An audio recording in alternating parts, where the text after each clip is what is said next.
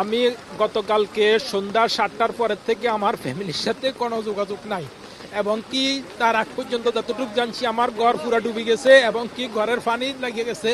বাচ্চাদের কোনো খবর পাইতেছি না, সেনাবাহিনীর সহযোগিতা চাইছি তাও পারি না, পাবলিক আনা স্কুল বোর্ডের সাথে অনেক কন্ট্যাক্ট করতে চাইছি, কোনো একটা কন্ট্যাক্টে যাইতে পারতেছি না। বড় বিপদে আছি। সকাল 5টার থেকে এই অবস্থা, পানির ভিতরে বৃষ্টির ভিতরে এখন বুঝে অবস্থা আছি। আর আমার এলাকাবাসী কোথায় কে কোথায় আছে কিচ্ছু জানি না।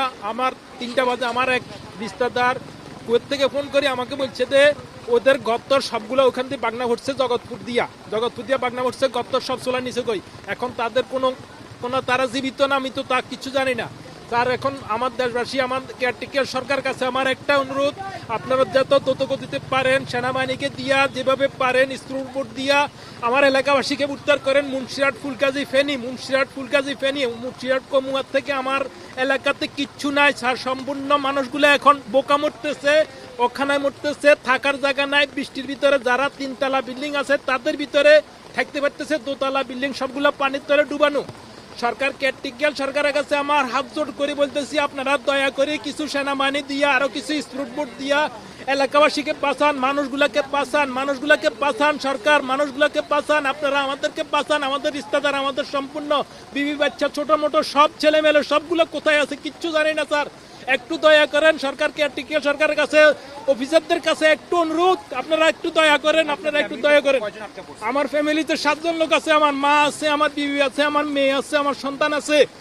তারা এখন, আমার ছেলে এখানে জামিয়া মসজিদ মাদ্রাসাতে লেখাপড়া করতো, হাফেজ হয়েছিল, এখন তার মার সাথে বাড়িতে গেছে, এখন তারাও আটকানো ঘটছে। এখন আমি এক হতভাগা, আমার কাছে এখন কিচ্ছু। আমি ফেনী সদর সাব রেজিস্ট্রি অফিসে চাকরি করি। তো আমাদের যে ছাগল নেওয়াতেও অনেক হয়েছে, আমাদের রেকর্ড রুমে জামালা হয়ে গেছে, আমাদের রেকর্ড রুমে পানি ঢুকে গেছে।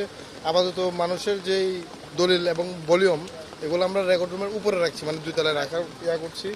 আর এখানে আমাদের অফিসে যে সহকারী উনিও আটকে পড়ে আছে, উনিও অফিস করতে পারে নাই। ঠিক আছে, আমরা খুব অবস্থায় রয়েছে। যে আমার এক কলিগ আছে, সে তার ফ্যামিলির সাথে যোগাযোগ করতে পারতেছে না, সে 4 দিন ধরে যোগাযোগ করতে পারতেছে না। উনি এখন পরশুরাম যাবে, বেসিক্যালি এখানে এই জন্য আসছি। এখন ওনাকে যদি উঠাই দেওয়া যায়, কিন্তু পরশুরামে ওনার বউ আছে, মা আছে, বাবা আছে, ভাই, ওনার ফ্যামিলি মেম্বার অনেক, তো ওদের সাথে 4 দিন ধরে যোগাযোগ করতে পারতেছে না। ফ্যামিলির সাথে আজকে 7 দিনে যোগাযোগ নাই, মোবাইল বন্ধ, ইন্টারনেট নাই, কিছু নেই। এখানে তো বিদ্যুৎ সংযোগ নাই, যার কারণে আমার ছেলে সন্তান, মা বাপ কারোর সাথে দেখা হইতেছে না। তাদের কি অবস্থা আছে তাও জানি না আমরা। যদি উদ্ধারকর্মীরা আমার ছেলে সন্তানদেরকে উঠে আনতো তাহলে আমরা খুশি হইতাম আর কি।